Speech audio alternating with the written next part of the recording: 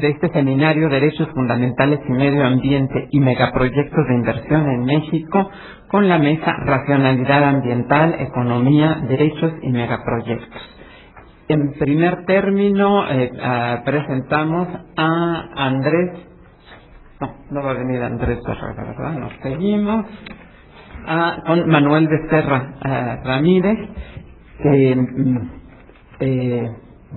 tiene un currículum muy amplio. Voy a destacar nada más algunas de sus actividades. Es licenciado en Derecho, egresado por la Facultad de Derecho de la UNAM, donde realizó estudios de doctorado en la División de Estudios Superiores. Es investigador, titularse de tiempo completo del Instituto de Investigaciones Jurídicas de la UNAM, en donde es director del Anuario Mexicano de Derecho Internacional. Profesor por oposición en las materias de Derecho Internacional Público 1 y 2 en la Facultad de Derecho de la UNAM, en la Facultad de Ciencias Políticas de esta misma universidad, en el Instituto Matías Romero de Estudios Diplomáticos de la Secretaría de Relaciones Exteriores y en el ITAM. Entre sus distinciones se cuenta con que es miembro del Sistema Nacional de Investigadores Nivel 3, miembro de la Academia Mexicana de Ciencias y de la International Law Association, y miembro del Consejo Científico Consultivo de CIBIOGEN y miembro del Centro Nacional de Derechos Humanos. Desde luego cuenta con múltiples artículos nacionales e internacionales y también un número de libros que, si quieren consultarlos, pueden acudir a la biblioteca o a la librería de nuestro instituto. Con ustedes el doctor Manuel Becerra Ramírez. Buenos días, señor. En principio, muchísimas gracias por la invitación a participar en este seminario, que supongo, por lo que estoy viendo, va a tener resolutivos muy interesantes y trascendentes. Lo que yo les voy a hablar es un tanto una preocupación mía en relación precisamente con el tema de medio ambiente y sobre todo en lo que se refiere a la aplicación de la normatividad y ver cómo está la situación en nuestro país, y para eso les voy a dar un caso concreto que es precisamente el problema de las aguas fronterizas México-Estados Unidos, y de ahí podemos sacar una serie de conclusiones. En principio parece que el tema se puede circunscribir en relación con los derechos humanos a un desarrollo que podemos decir muy importante, muy trascendente, sobre todo en la segunda mitad del siglo pasado. En lo que se refiere a los derechos humanos, se ha creado definitivamente una estructura concreta de derechos humanos que se consideran como, podemos considerarlo como un orden público internacional. Sobre eso la doctrina de derecho internacional es muy amplia, y lo que en últimas fechas a mí me ha parecido que hay una especie de explosión, así entre comillas, demográfica en relación con los derechos humanos. La doctrina de derecho internacional ha manifestado que hay 3 generaciones de los derechos humanos, y eso va de acuerdo al desarrollo de la humanidad, sobre todo en la segunda mitad del siglo pasado. Pero de esas 3 generaciones, inclusive ya se encuentra en la cuarta, en la quinta generación, y podemos seguir aumentando a la octava, novena y 10ª generación.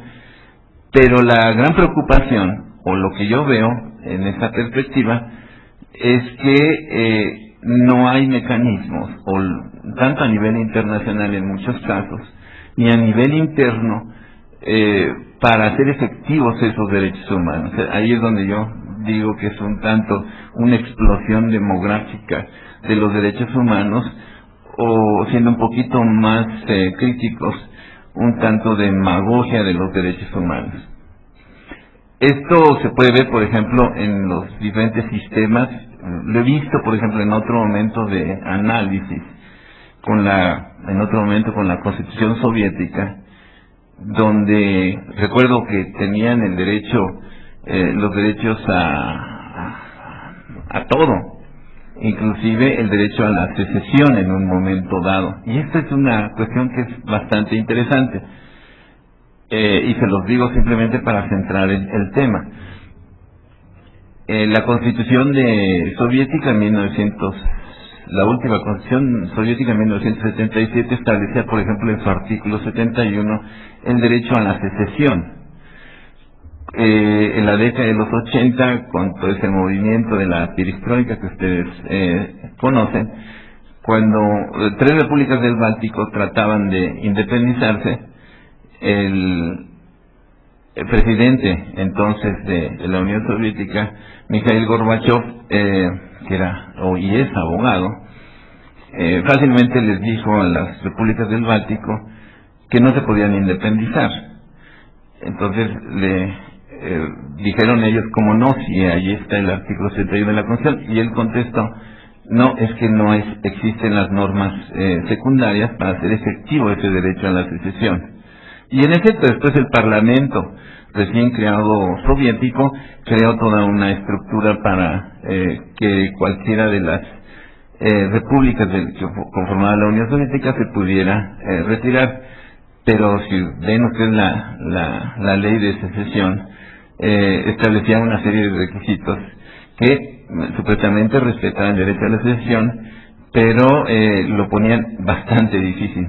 Y eso es un tanto lo que sucede con los derechos humanos. Sí, tenemos derecho a muchísimas cosas, pero en el momento de hacerlos efectivos, ¿qué es lo que pasa? A mí me parece que la preocupación fundamental está en una estructura de carácter interno de leyes secundarias para que los ciudadanos tengan acceso al accionar, es decir, hacer efectivos todos esos derechos que en algunos casos conceden las constituciones y los tratados internacionales. Y les pongo un caso concreto para ver si podemos tomar alguna conclusión. Mi punto de preocupación en los últimos días es la cuestión de la frontera. Como saben ustedes, la frontera México-Estados Unidos es una de las más interesantes. Sí, bueno, estamos junto a la gran potencia Estados Unidos. Se habla de 3.141 kilómetros de la frontera, en donde por el lado de los Estados Unidos está compuesto de varios estados fronterizos. Estamos hablando de Arizona, California, Nuevo México, fundamentalmente, y Texas, por supuesto. Y del lado de México está Baja California Norte, Sonora, Chihuahua y Coahuila, Nuevo León y Tamaulipas. Todo esto en esa, digamos así entre comillas, en esa zona metropolitana fronteriza se compone de 10 millones de habitantes con 14 ciudades gemelas, y se prevé que para el año 2020 habrá algo así como 24 millones de habitantes en esa, insisto, zona metropolitana norteña. Evidentemente ahí hay una gran cantidad de asuntos que resolver, de los más cotidianos, la transportación, educación, compra, etcétera, etcétera, pero también y sobre todo la cuestión del agua. El problema del agua en principio, es la relación entre México y Estados Unidos con el agua empieza desde que México adquiere la independencia. Ahí se empiezan a establecer los límites fronterizos y se toman, como sabemos, también los cauces de los ríos como límite fronterizo. Concretamente estamos hablando de el río Bravo, el río Colorado y el río Tijuana, que son los ríos limítrofes, y además que son utilizados por los dos estados. El marco jurídico de esos ríos Los dan en principio los diferentes tratados que México ha celebrado. En principio tenemos la Convención de 1889, mejor dicho, la Convención de, vamos a ver, 1828, de 12 de enero, en donde establecen las líneas fronterizas. Más adelante, como ustedes lo saben, después de la fatídica guerra México-Estados Unidos, también se firma el Tratado de 1948, el Tratado de Guadalupe Hidalgo. Más adelante se vuelve a mover la frontera, nos dan otra mordida al territorio mexicano, y con eso también tenemos otro tratado en 1853. Y hay otras disposiciones. Es importantísimo, en 1927, ya en el siglo pasado, se crea la Comisión Internacional de Límites para para resolver los problemas de límites y de aguas. Eso se denomina, es conocido como la SILA, que es una organización evidentemente de carácter bilateral, que funciona en forma ad hoc, es decir, cuando hay problemas fronterizos con las aguas. Esta comisión es interesantísima también desde el punto de vista jurídico, porque los dos estados le establecen facultades para resolver la problemática. Fíjense ustedes, las resoluciones, las actas negociadas entre los dos estados a nivel de técnicos, tanto de la Secretaría de Relaciones Exteriores como el Departamento de Estado de los Estados Unidos, son jurídicamente obligatorios para ambos estados. Eso es muy trascendente, por lo que vamos a ver un poquito más adelante. Entonces, el marco jurídico se constituye por todos esos tratados internacionales y las actas, ya las incluimos como marco jurídico. Ahora bien, históricamente ha habido una serie de problemas, el problema de la salinidad, por ejemplo, y últimamente ha aparecido un problema que es bastante curioso.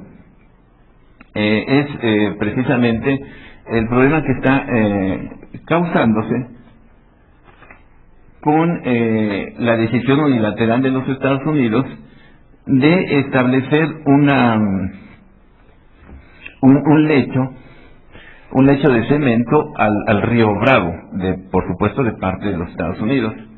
Quiero mencionarles también que tradicionalmente, históricamente, los Estados Unidos han manejado una doctrina, la doctrina Harmon, que establece que el estado en donde se encuentra precisamente en los ríos pertenece o cae dentro de la soberanía en este caso de los Estados Unidos, y en consecuencia en el ejercicio de su soberanía puede hacer lo que quiera.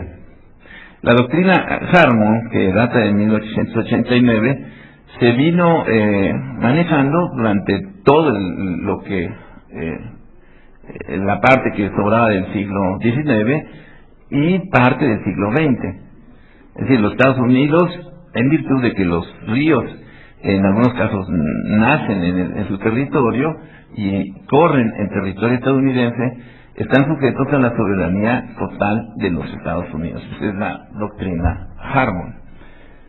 Sin embargo, esto se ha modificado a mediados fundamentalmente del siglo pasado. Pues en este momento, les digo, existe este gran problema. Es una cuestión que tiene muchísima trascendencia en virtud de que más o menos el 11% de las fuentes acuíferas del lado de México, especialmente en un valle, el Valle de San Luis, por aquí tengo el nombre, el Valle de San Luis, que es muy importante en la agricultura del lado mexicano, y que además es muy feraz, está precisamente alimentado por esas filtraciones que hay del río Bravo. Evidentemente, si se le pone ese fondo de cemento, no habrá filtraciones. Este asunto, fíjense ustedes, viene desde hace aproximadamente un poco menos de 10 años.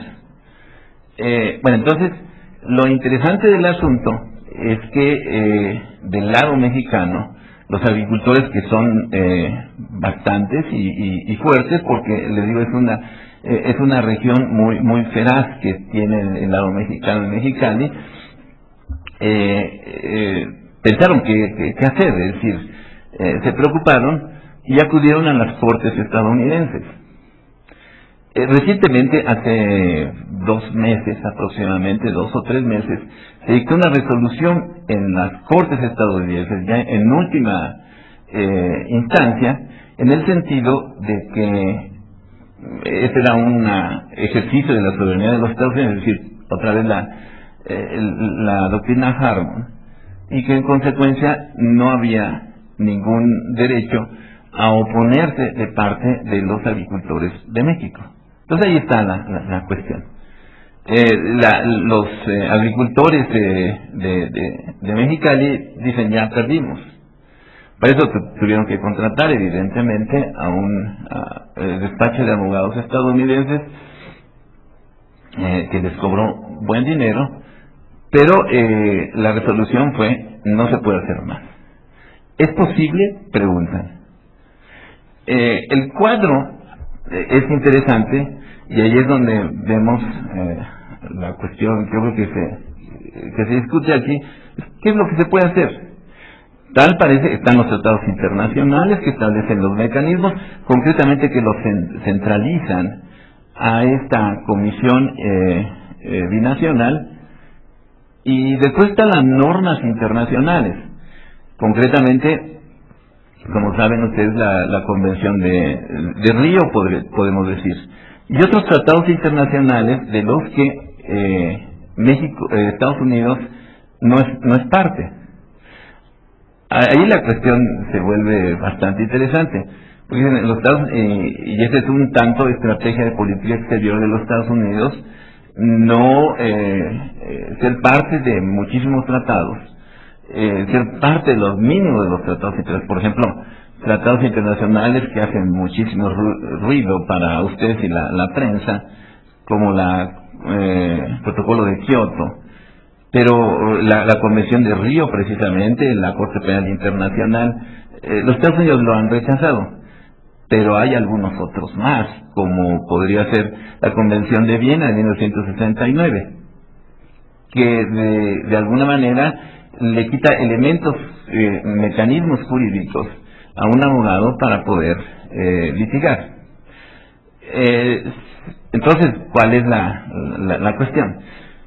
Aquí es donde quiero centrarme. Independientemente de toda esa explosión de derechos, si no existen los mecanismos en la población, pues los derechos que están en tratados internacionales o en la Constitución parecen no funcionar.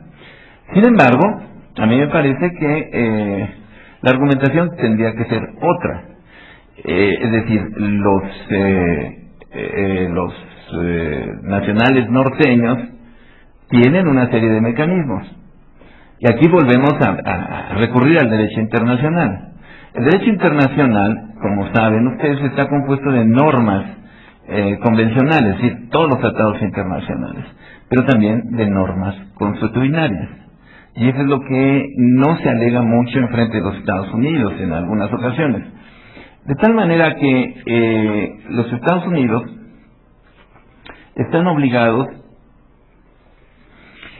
por el derecho consuetudinario, que establece una serie de principios de derecho de medio ambiente a nivel internacional. Y eso se han hecho a leer en las cortes internacionales. Como son principios que, les digo, obligan a los estados, independientemente de si son parte de tratados internacionales o no, insisto. Esos principios son reconocidos por el derecho internacional y son la columna vertebral del derecho internacional del medio ambiente. Y así podemos encontrar otros en materia de derechos humanos. En materia de derechos humanos tenemos algunos otros principios que tienen una jerarquía superior, que son las normas imperativas o denominadas elegantemente como de jus cogens o cogens. Estos principios, en el caso del derecho, del problema que estamos viendo, podrían ser, en principio, la debida diligencia. Hay una obligación para los estados de actuar, de utilizar los recursos naturales que son compartidos con una diligencia adecuada, es decir, con un cuidado adecuado pensando en el vecino. El uso equilibrado y razonable de los recursos. Eso va, por supuesto, en contra de la doctrina Harmon. La utilización de los recursos naturales, en este caso del agua, bajo el principio de buena fe. El principio también que contamina paga. El principio de la obligación de cooperar. El principio de equidad. Y además, equidad intergeneracional. Es un principio que es muy común en cuestiones de medio ambiente. Y el principio de precaución, es decir, eso, recuerden ustedes, hay que utilizar los recursos naturales de manera muy cuidadosa, de tal manera que no se afecte a los demás. Esto recuerda mucho y son principios que han aparecido en la práctica internacional con semejantes situaciones como la de Chernóbil, ¿no? Y también el de información y asistencia mutua, es decir, hay que informarle al vecino. Es decir, hay una serie de principios de carácter consuetudinario que los estados, o mejor dicho, la comunidad internacional tiene obligación de cumplir. Esto, evidentemente, se puede utilizar y se puede esgrimir ante las cortes internacionales. Aquí hay una cuestión también bastante interesante. Hace aproximadamente, digo concretamente, en julio, a finales de julio de este año, se manejaba que la Secretaría del Medio Ambiente, la Semarnat, estaba preparando una demanda en la Corte Internacional de Justicia en contra de los Estados Unidos, precisamente porque la construcción del muro podía afectar el medio ambiente. Y bueno, la pregunta que se hacía a todo el mundo, bueno, ¿cuáles son las bases jurídicas? ¿Se puede o no? Por supuesto que se puede, pero no, desgraciadamente, mediante la vía o por la vía del derecho convencional, sino del derecho consuetudinario internacional. Pero volviendo sobre la cuestión del agua, de los ríos fronterizos, normalmente lo adecuado, pues, eso se le decía a los colegas fronterizos, lo adecuado es que sea la Secretaría de Relaciones Exteriores quien echa a andar los mecanismos precisamente de la Comisión de Límites y Aguas y que resuelven el problema. Pero ya llevan cerca de una década y al parecer no, por cuestiones de carácter político, es decir, la cercanía gubernamental con los Estados Unidos y la esperanza de que se tenga una legislación en materia migratoria generosa y adecuada para los mexicanos, que es otro problema que sería cuestión de analizarlo, hace que este tipo de problemas que pasen a segundo plano y el Estado mexicano los considere como no prioritarios. Eso es lo que pienso, en virtud de que no se actúa. Pero otra vez ahí está la cuestión a la que me preocupa. Es decir, ¿qué mecanismos tiene la ciudadanía para echar a andar de alguna manera la vigencia o la aplicación de la normatividad en materia de medio ambiente y sobre todo el marco jurídico internacional? Ahí es donde necesitamos encontrar una vía. Esta es la gran preocupación. Por supuesto, hay que decirle a la Secretaría de Relaciones Exteriores, toma una posición, entonces para eso están las, qué sé yo, los periódicos, ahí están las manifestaciones, pero nuevamente estamos ante una situación que desborda la cuestión de carácter jurídico y los mecanismos que supuestamente tiene un Estado para que se cree este supuesto Estado de Derecho. Ahí es donde, les digo, me quedaría yo simplemente en mi análisis. Les digo, puede ser, por supuesto, factible una demanda a nivel internacional. Si el hecho de que se haya decidido en los tribunales estadounidenses que los usuarios del agua de los ríos del otro lado de la frontera no tienen derechos, eso no significa que no tenga México, así como Estado, la posibilidad de acudir a los tribunales internacionales. Pero mi cuestionamiento es qué pasa con la población. Y ahí dejaría en 22 minutos mi participación. Muchas gracias.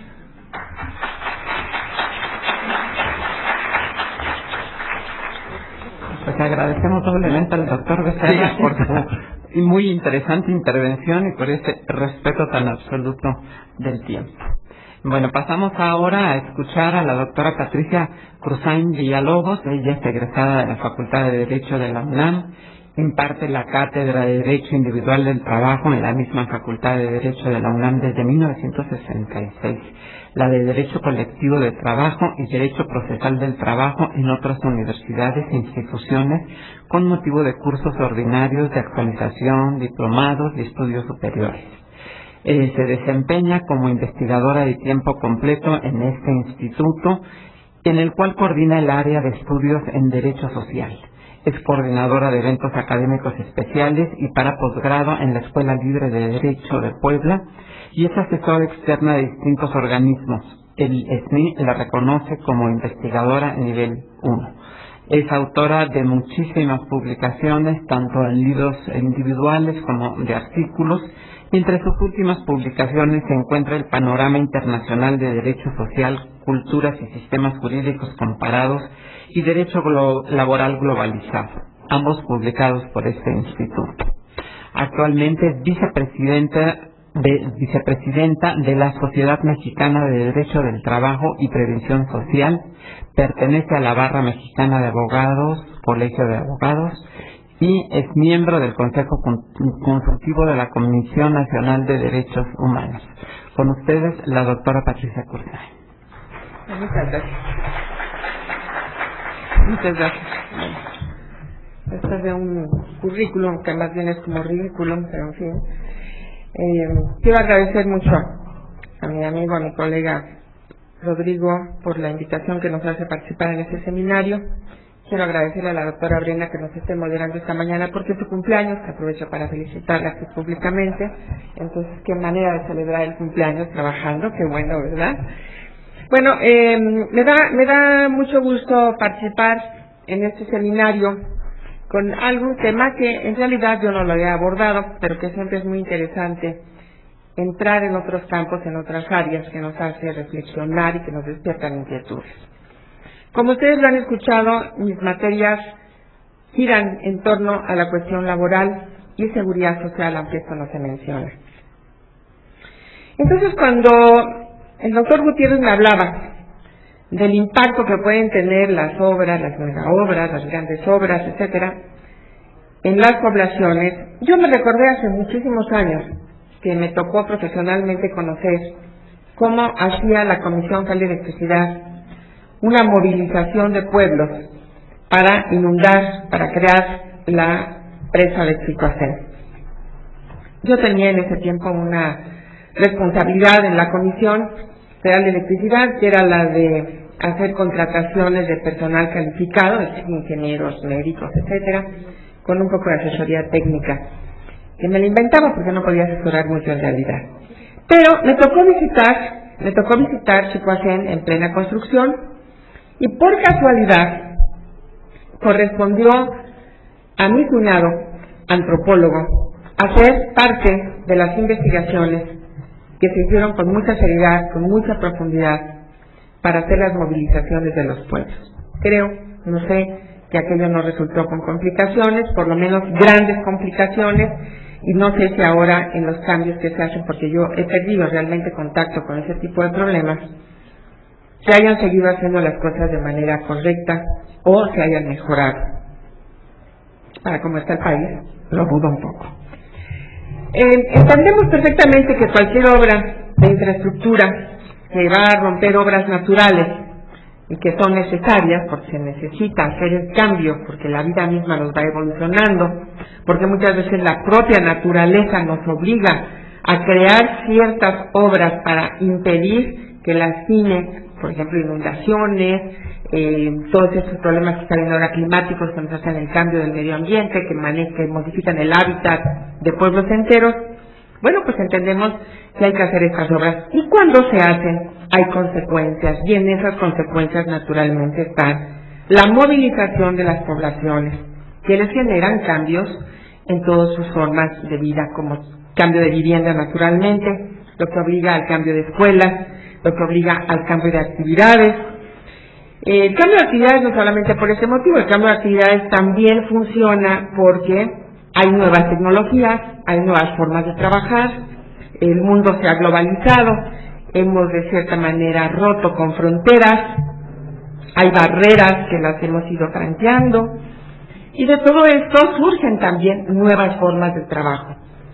Hay, por ejemplo, la incorporación de las mujeres al trabajo, una serie de documentos, una serie de acciones que hacen que la mujer participe más y todo esto hace modificar también la vida de las poblaciones en general.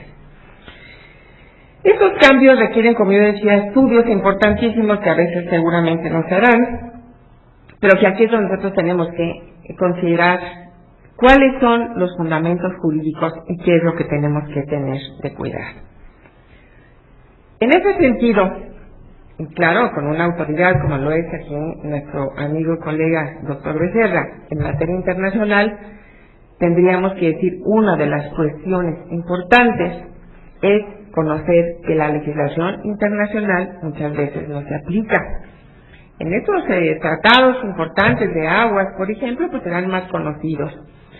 Pero en el ámbito laboral, yo les quiero decir que los tratados internacionales, los convenios internacionales, por ejemplo, todos los de la OIT y una cantidad de documentos, de normas internacionales, de instrumentos, no se aplican simplemente porque se desconocen, pero lo grave es que no es que lo desconozcan solamente los beneficiarios, sino que lo desconocen las autoridades encargadas de administrar y de aplicar justicia.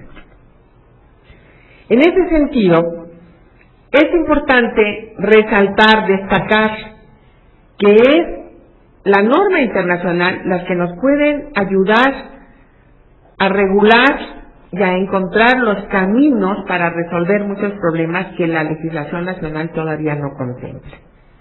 En el entendido está, claro, que la norma constitucional es fundamental y que con las disposiciones que tenemos, con nuestra constitución parchada, remendada, con nuestra constitución buena o mala, finalmente es una norma que le da a nuestro país, pues por lo menos el síntoma de una vida democrática, con las limitaciones que todos conocemos.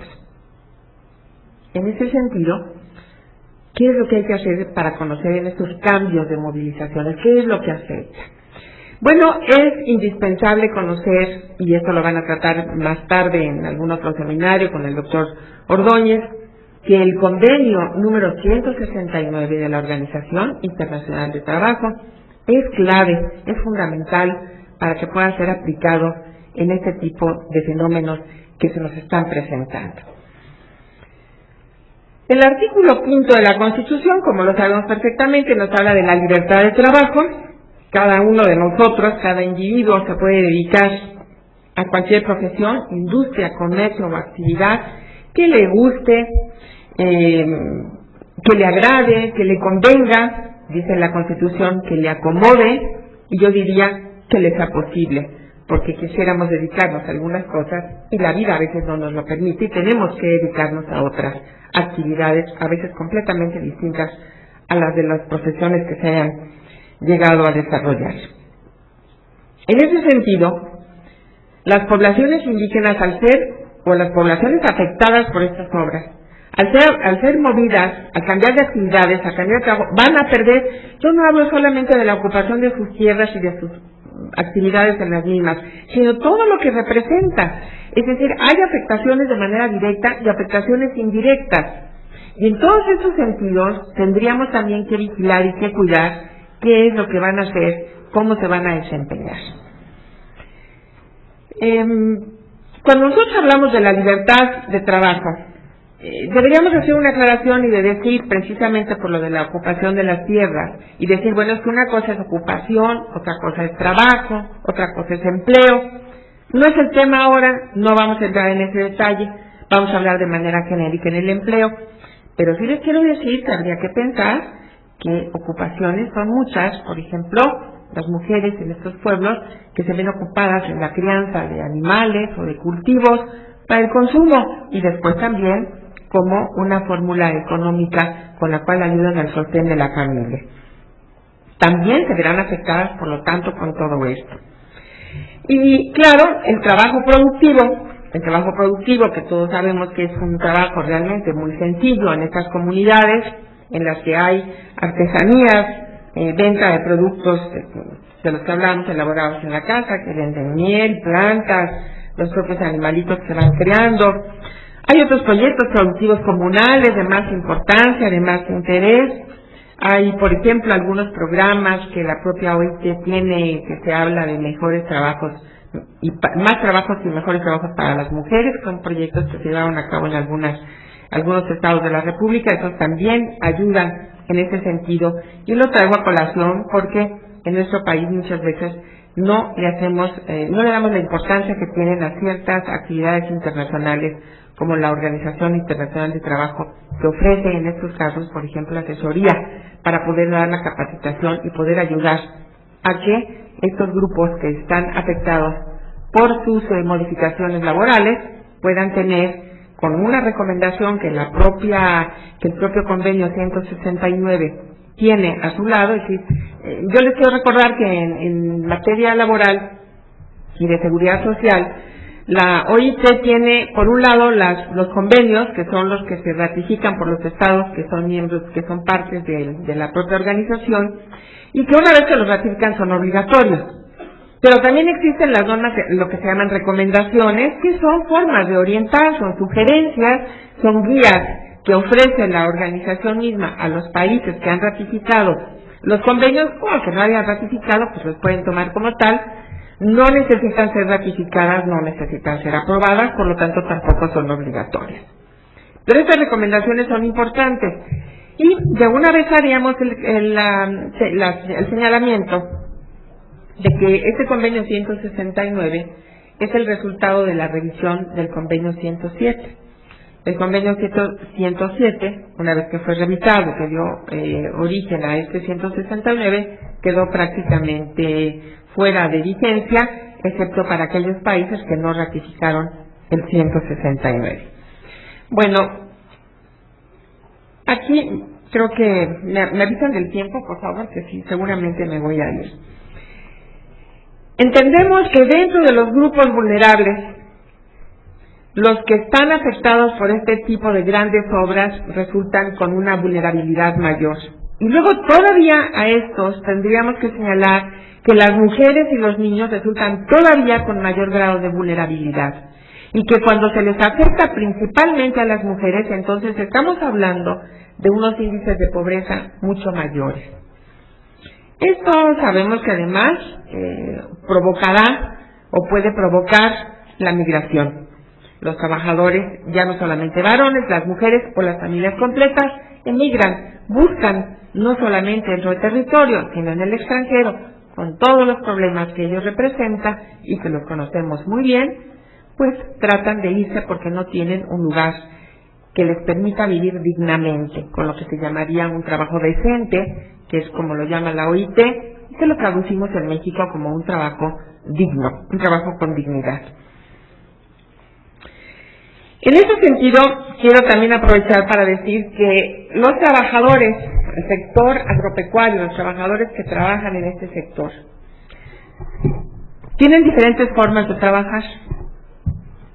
Pero también hay una gran simulación, hay un gran fraude laboral cuando se les señala que no tienen derechos laborales, que a lo mejor ellos son los que trabajan en las tierras, son los que producen, cuando sabemos que efectivamente hay normas que están señaladas en la Ley Federal de Trabajo, en las que hay todo tipo de garantías para ellos en el respeto a sus derechos humanos, como personas, como trabajadores también, y que no se llegan a cumplir, y simplemente por ignorancia.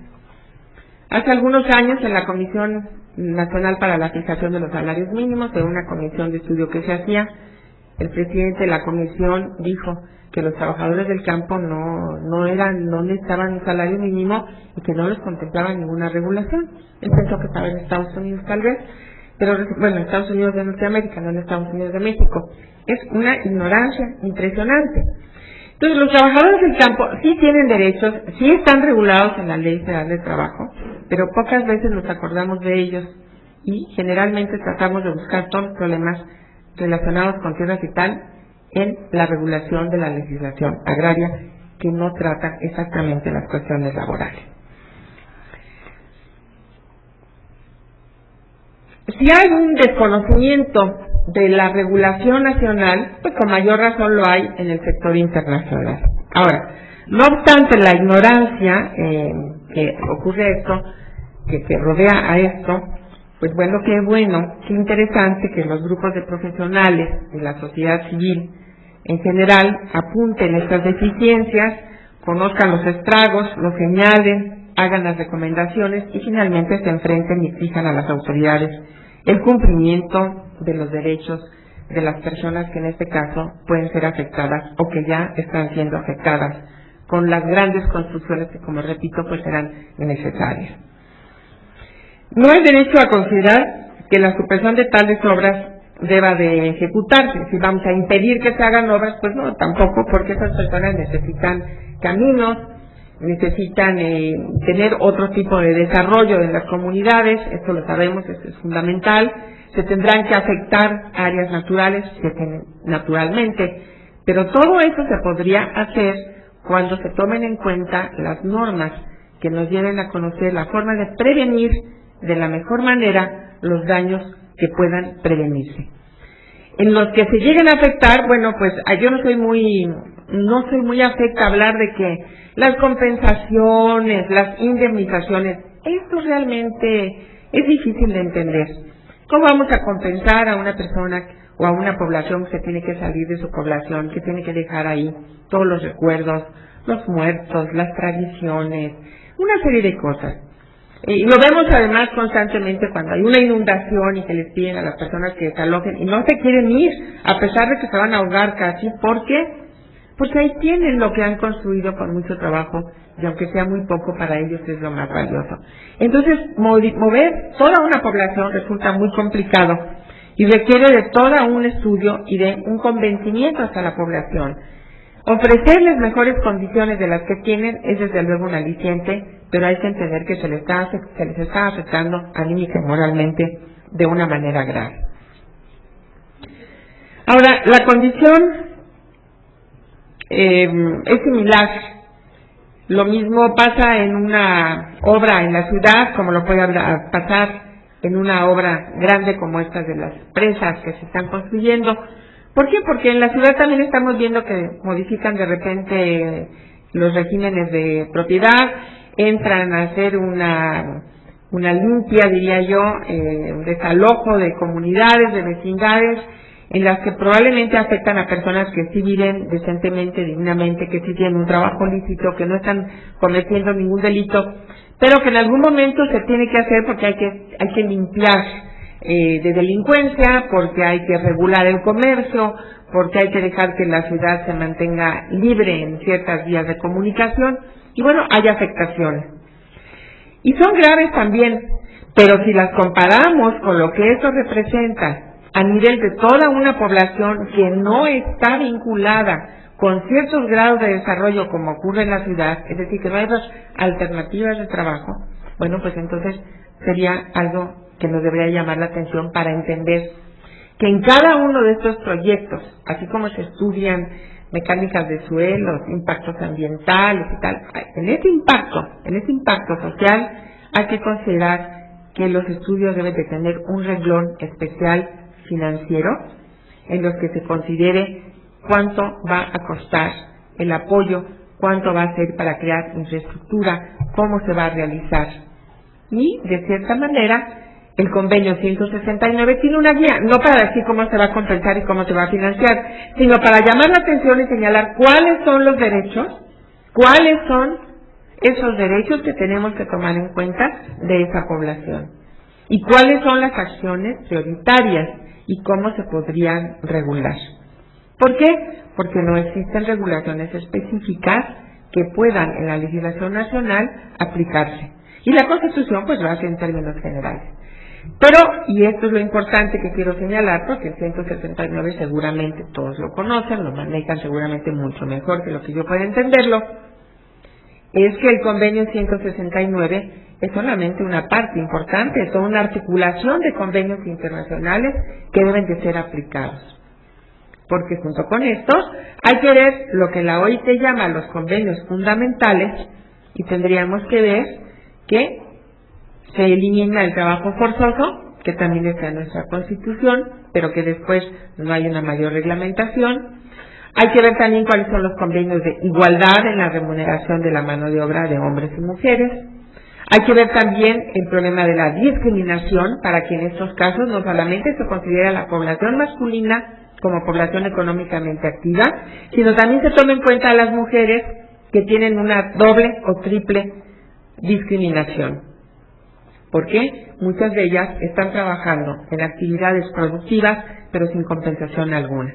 Si nosotros vemos cuáles son los grados de los porcentajes de personas que trabajan sin tener ninguna remuneración, nos vamos a encontrar que son muy altos y que no es que hay esclavos, es que son mujeres que trabajan, en su mayoría mujeres que trabajan para el esposo, para el hijo, para el papá, para el hermano, para la tía, para la abuelita, etcétera, en sus casas, o no en actividades propiamente domésticas, sino también extradomésticas.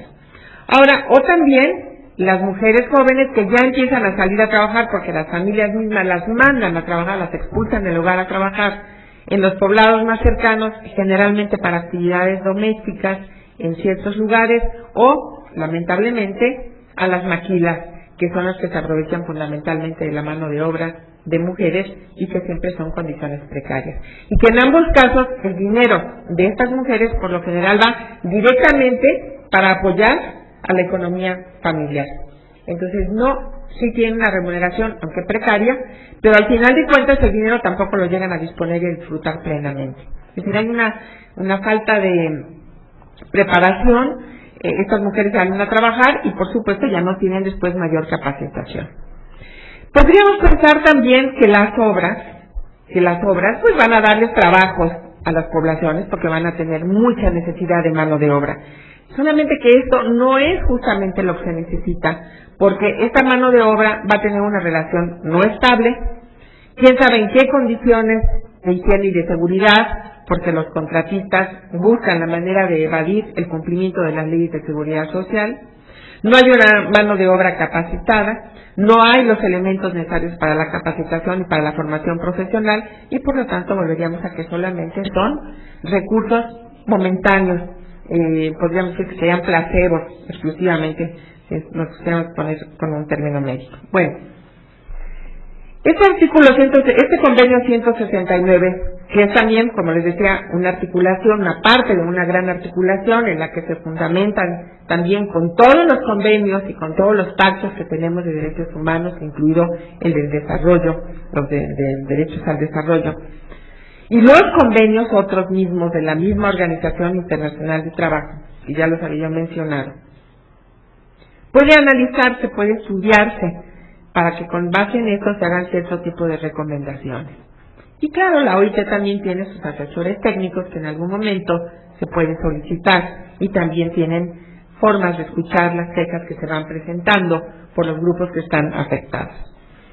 Las políticas generales que tiene el convenio están redactadas de una manera muy sencilla y después se refiere a los temas específicos en los que trata el tema de la tierra, el empleo, la capacitación, las artesanías, la industria rural, la salud, la seguridad, la educación, habla también de las fronteras y luego habla de cómo administrar precisamente el propio convenio y cuáles son finalmente las disposiciones procedimentales que en nuestro caso pues ya están ratificadas y no se necesitaría conocer.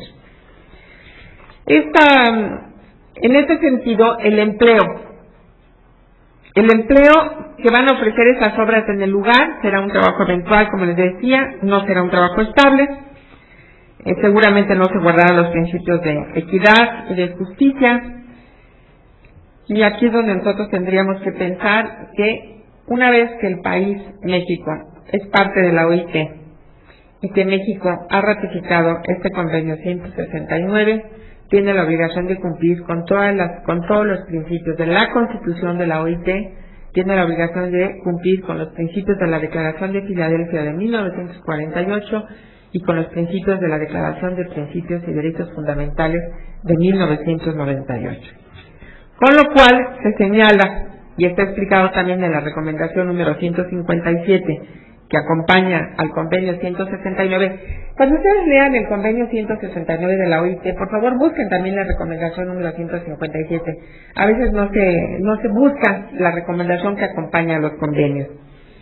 Y en ellos vamos a encontrar algo muy importante. Dice, hay que evitar la influencia perniciosa de la contratación laboral sobre la vida familiar y colectiva.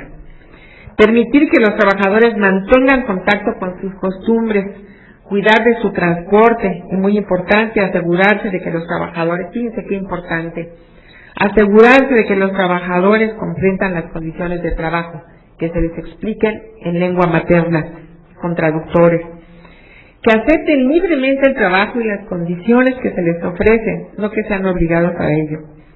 Deben tenerse precauciones como es el de pagarles sus salarios solamente en moneda de curso legal, y esto que diríamos, bueno, eso ya pasó, ya no hay vales, ya no hay tiendas de raya.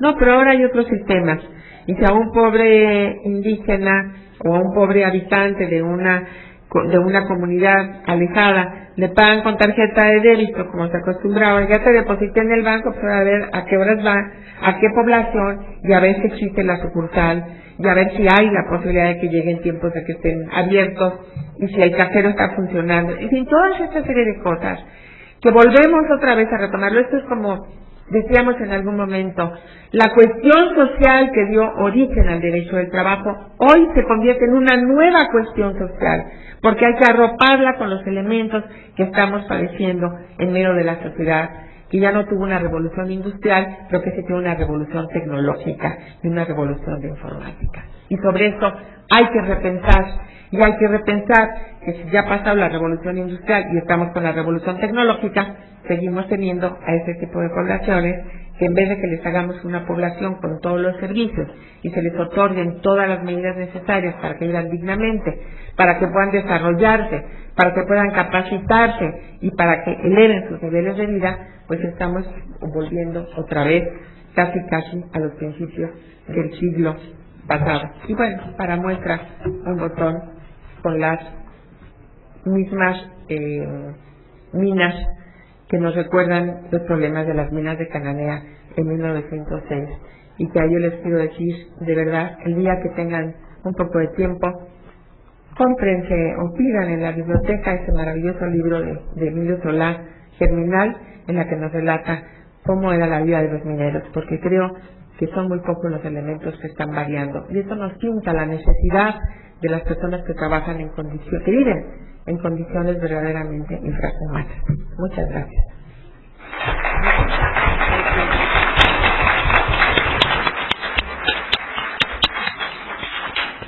Pues nuevamente agradecemos a la doctora Cruzán su intervención tan interesante, pero además que siempre le da un toque humanístico, en especial que lo caracteriza y que hace mucho más humana su intervención.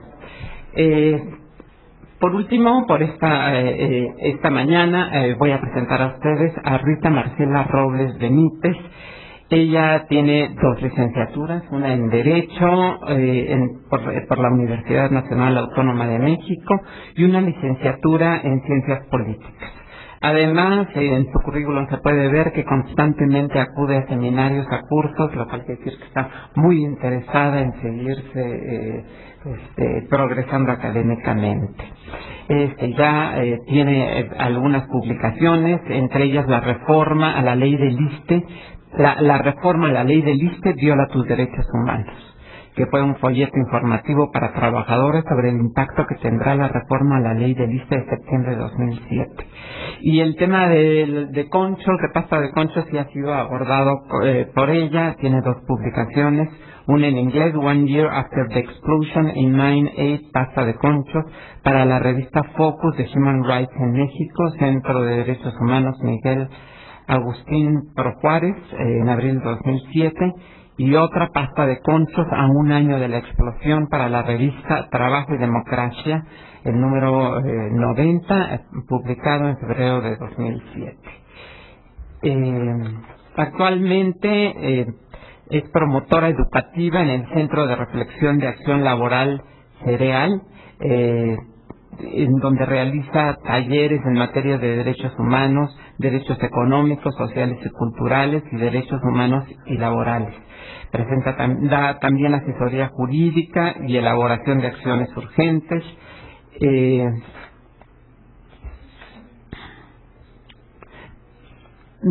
Ha dado ponencias en varios eventos académicos, y bueno, pues creo que es suficiente para su presentación. Está con ustedes. Gracias. Bueno, muchas gracias. Primero agradecer también a mi compañero y amigo Rodrigo Gutiérrez por la invitación. Un placer estar aquí. Más que mi alma mater está en esta universidad, ¿verdad? Y bueno, a lo mejor el tema que yo les voy a dar de repente va a parecer como un lunarcito en esto, pero sí tiene su porqué y su con qué. Ya lo iré dando ahorita con la presentación. Pero antes de comenzar, quiero presentar un poquito más al CEREAL para aterrizar esta idea general que yo les traigo hoy, ¿no? El CEREAL, bueno, tiene 15 años, es una organización no gubernamental que tiene 15 años en el trabajo y promoción de defensa de derechos humanos laborales. Y bueno, nosotros nos hemos dedicado mucho a acompañar movimientos de trabajadores, ¿no? Documentar los casos e ir de alguna manera tomando en cuenta los testimonios que estos trabajadores nos van dando de su vida diaria, ¿no? Como parte de su trabajo, como parte de su vida familiar y personal. Y bueno, el día de hoy quiero abordar esta problemática laboral desde una visión que nos han venido diciendo que es la visión del desarrollo, ¿no? Donde entrarían todas estas cuestiones de los megaproyectos, de los desplazamientos de comunidades indígenas, de la cuestión de la problemática del agua. Todo esto se va enmarcando dentro de una teoría que es esta teoría del desarrollo, ¿no? Y que tantos problemas nos ha traído a diferentes niveles, no solamente aquí en México, sino también en diversos países, o más bien en la mayoría de los países de América Latina. Entonces, bueno, quiero comenzar con esta declaración que hizo Naciones Unidas en 1951, donde decía que hay un sentido en el que el progreso económico acelerado es imposible sin ajustes dolorosos. Las filosofías ancestrales deben ser erradicadas. Las viejas instituciones sociales tienen que desintegrarse. Los lazos de casta, credo y raza deben romperse. Y grandes masas de personas incapaces de seguir el ritmo del progreso deberán ver frustradas sus expectativas de vida cómoda. Muy pocas comunidades están dispuestas a pagar el precio del progreso económico. Esto era lo que nos decía Naciones Unidas en 1951. Yo creo que no estamos muy alejados de los sacrificios que hemos tenido que pagar por el desarrollo económico, ¿verdad? Y bueno, el desarrollo económico, o más bien el desarrollo, esta teoría del desarrollo y el neoliberalismo responden a un mismo sistema, ¿no? Son dos etapas diferentes del sistema capitalista que, bueno, han tenido diferentes consecuencias. El desarrollo, bueno, es más bien en la década de los 50 cuando comienza este discurso, cuando de pronto la mirada occidental viene y aterriza su mirada a los mundos de América Latina o a los países de América Latina, de África, de Asia. Y como no respondemos a su modo de vida, ellos no pueden concebir que vivamos lejos de ese progreso industrial que ellos tenían entonces, ¿no? Y entonces, bueno, se empieza a crear por ahí el calificativo de subdesarrollo, ¿no? En donde entramos todos estos países, ¿no? Y bueno, esto obviamente trajo sus consecuencias porque metió a los países en unas dinámicas medias complicadas, ¿no? El objetivo era la industrialización a como diera lugar. El crecimiento económico y bueno, sí había una parte del Estado, una intervención muy directa del Estado para hacer esta producción o esta industrialización que creciera, ¿no? Después, bueno, tenemos la otra parte, ya un poco más actual, hace 20 años, del neoliberalismo, más de 50 en desarrollo, que comienza en los 80, ¿no? En esta, bueno, a diferencia del anterior, aquí es ya no una intervención del Estado, ¿no? Más bien lo que estamos viendo es una retirada del Estado, una liberación absoluta del mercado, que aunque ya se veía en el desarrollo, aquí se profundiza mucho más. Aquí entra ya con más fuerza todo lo que tiene que ver con la modernización del Estado, que también ha traído sus consecuencias, por supuesto. Y bueno, también es objetivo, como en el desarrollo, vaya el desarrollo, el crecimiento como una constante, ¿no? La base de este discurso de ambas etapas es, bueno, por un lado la pobreza, la desigualdad, el desarrollo, modernización, el mercado, el crecimiento económico, producción, y particularmente en la etapa del desarrollo, bueno, lo que tiene que ver con la clasificación de países en primer mundo, segundo mundo y tercer mundo. Hoy nada más quedamos el primero y el tercero, ¿no? El comunismo, bueno, pues desapareció. Ahora, ¿qué es lo que ha traído hago este como antecedente un poco más general para aterrizar finalmente en un caso que hemos estado documentando y que nos puede evidenciar las consecuencias que ha tenido todo este discurso de desarrollo, de crecimiento económico, ya más en la vida de las y los trabajadores. Bueno, en el desarrollo el discurso era los países industrializados, los occidentales obviamente, nos califican, repito, como subdesarrollados a los países asiáticos, africanos y de América Latina. La economía, bueno, viene a romper con los lazos comunitarios y priva a millones de personas del acceso a la tierra, al agua y a los recursos naturales. Se transforma a pobres en asistidos y se convierten los pobres en un problema social. De repente son todos los países contra la pobreza, ¿no? Pero no es un combate eficiente contra la pobreza, ¿no? Sino más bien se traduce en programas sociales que no van a atender de raíz la problemática por la que están atravesando, además de que las realidades de estas comunidades, que principalmente las indígenas, pues a lo mejor no era lo que requerían, ¿no? Era la mirada del otro lo que venía a decir, tú necesitas, indígena, esto, ¿no? Pero nunca le preguntaban al indígena o a los campesinos, ¿en realidad usted cree que necesite esto? Pues venían y se lo daban, ¿no? Incluso, bueno, aquí me viene a la memoria, en un informe que presentó, si no me equivoco, Luis Echeverría, sobre los avances del desarrollo en México, uno de los indicadores que ponían para decir que sí había desarrollo en México era la disminución en el uso del huarache por parte de los campesinos, y más bien la adopción de zapatos cerrados como los que usamos nosotros de piel, y esa era una medición de desarrollo, ¿no? Rompía obviamente con toda la tradición cultural de los campesinos y de los indígenas, ¿no? Pero bueno, la intervención política sobre los países subdesarrollados. Obviamente esto lo seguimos viviendo, sigue siendo una constante, los países occidentales vienen con su visión a decirnos la receta que va a solucionar nuestros problemas de pobreza, de subdesarrollo, de reparto inequitativo de riqueza, entre otras cosas, ¿no? Y obviamente esto tiene una gran incidencia en las economías nacionales. El desarrollo de un país depende del conocimiento y de la explotación de sus recursos naturales. Pero la explotación de los recursos naturales no con miras a satisfacer de verdad una necesidad real, ¿no? Sino a satisfacer una necesidad económica que rompe con todo equilibrio y que, bueno, tenemos las consecuencias que tenemos con talas inmoderadas de árboles en selvas, en bosques, contaminación de agua, contaminación de aire, entre otras cosas, ¿no? Y el conocimiento se referían en cuanto a los avances científicos que estos países subdesarrollados tendrían que tener para alcanzar el desarrollo pleno, ¿no? Por supuesto también hubo un estancamiento, aunque hubo momentos en que sí hubo crecimiento en este conocimiento científico, en esta tecnología, también hubo un momento en que esto dejó de ser parte, ¿no? Hoy en México sabemos que, bueno, no tenemos los suficientes recursos destinados a ciencia y tecnología, ¿no? Y eso también genera otro tipo de problemas. La estructura de producción tenía que ser ajustada a las necesidades del sistema capitalista, ¿no? Esto quiere decir desplazamiento de campesinos a ciudades, cambia el tipo de trabajo, obviamente, porque creen que, bueno, porque dicen, ¿no? Este sector subocupado, porque así es como llamaban a los campesinos, seguramente si se integran a las zonas urbanas, van a ser productivos, van a contribuir al desarrollo y cambiarán su vida subdesarrollada, pobre, inferior, porque el sistema les va a dar oportunidades de crecimiento y de desarrollo, ¿no? Y entonces empiezan los desplazamientos de campesinos a la ciudad con las consecuencias que sabemos. Solo mediante el desarrollo material podrá producirse el progreso social, cultural y político.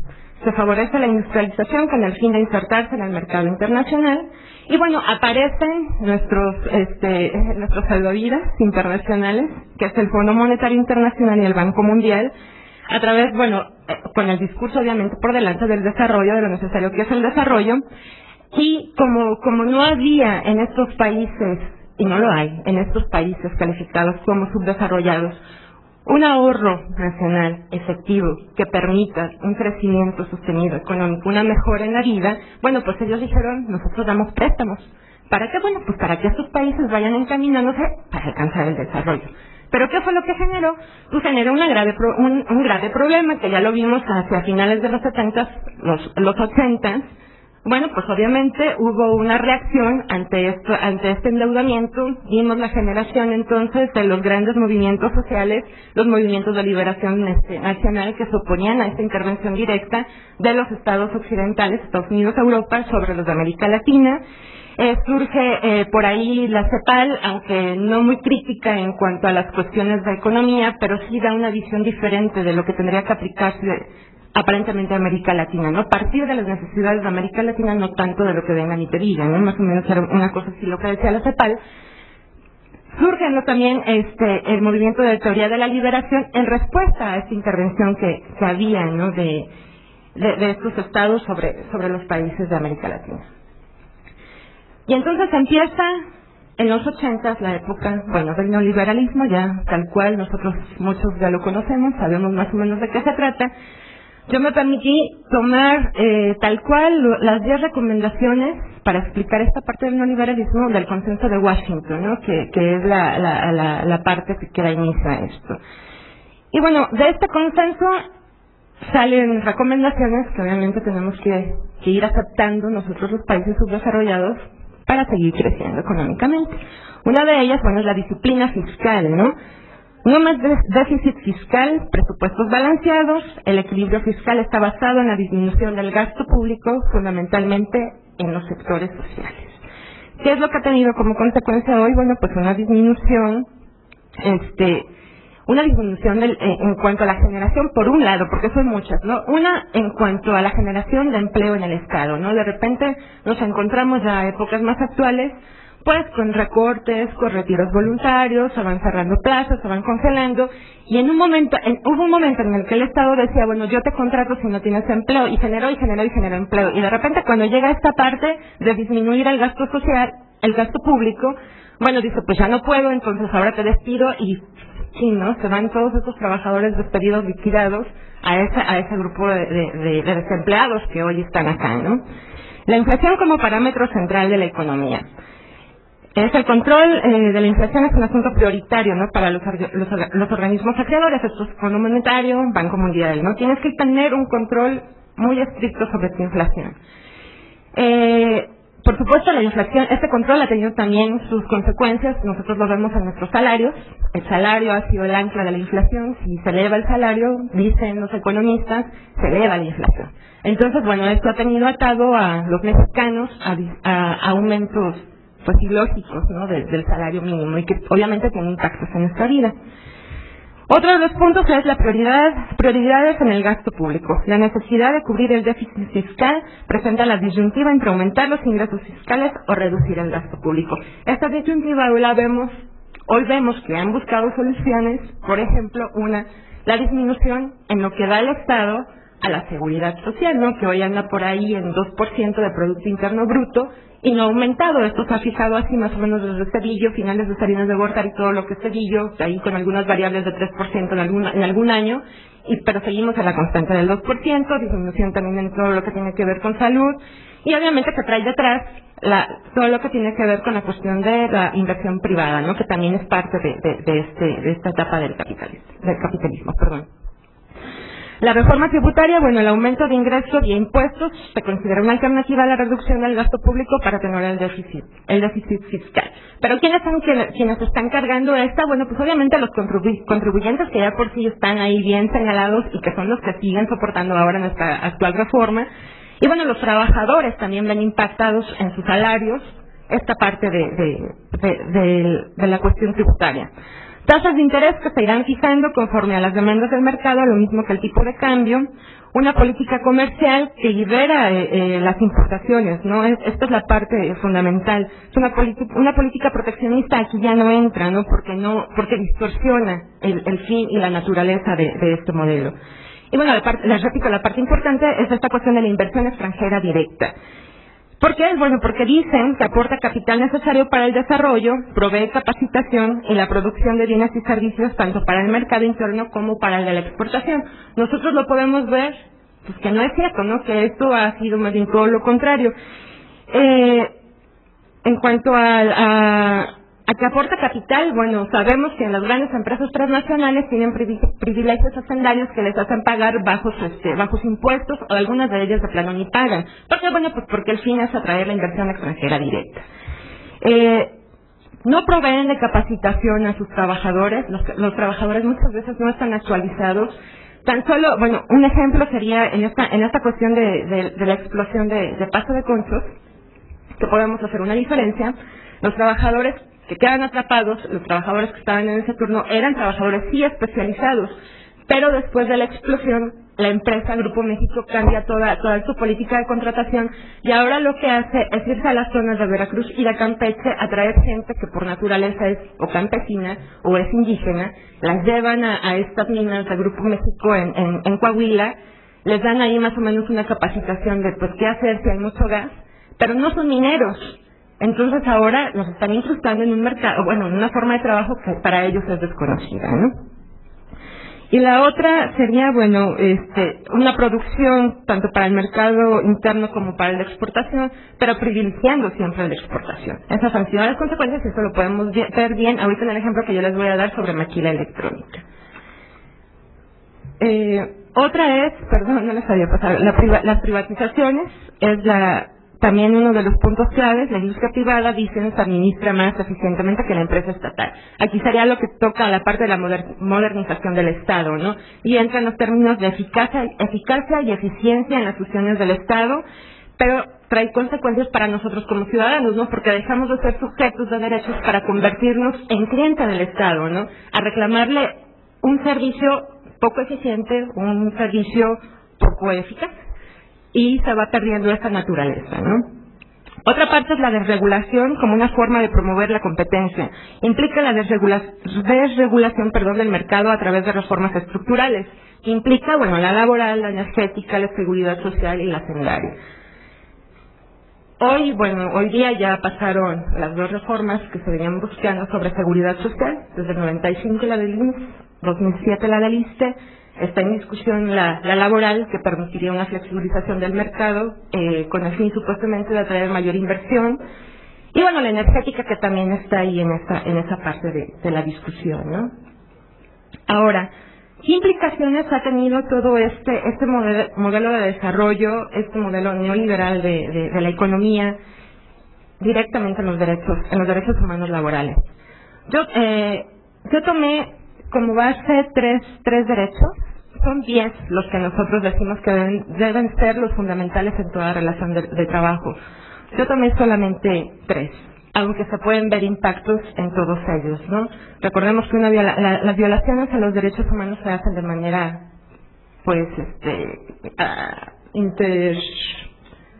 interdependiente. Gracias. Interdependiente, se me fue la palabra. Y bueno, si se viola un derecho, seguramente en cadena se seguirán violando otros derechos. Y bueno, en cuanto al empleo, yo lo pongo así: empleo, desempleo, inestabilidad. Porque hemos ido cambiando de un empleo pleno, de un empleo formal, de un empleo permanente, a un desempleo, o a una inestabilidad, o de plano a una informalidad. Hoy, bueno, algunos datos, ¿no?, que nos pueden dar como que ejemplo de qué pasa, ¿no? El 11% de la población disponible para trabajar, bueno, se considera ya en la población económicamente inactiva porque no tiene ninguna esperanza de ser contratada. Cerca de 5 millones de personas están en esta situación. Si se suma esta población a la tasa de desocupación, alcanza el 14.91%. Luego, ¿qué más hay? 10% de la población inactiva tiene deseos de trabajar, pero reporta un contexto que les impide hacerlo.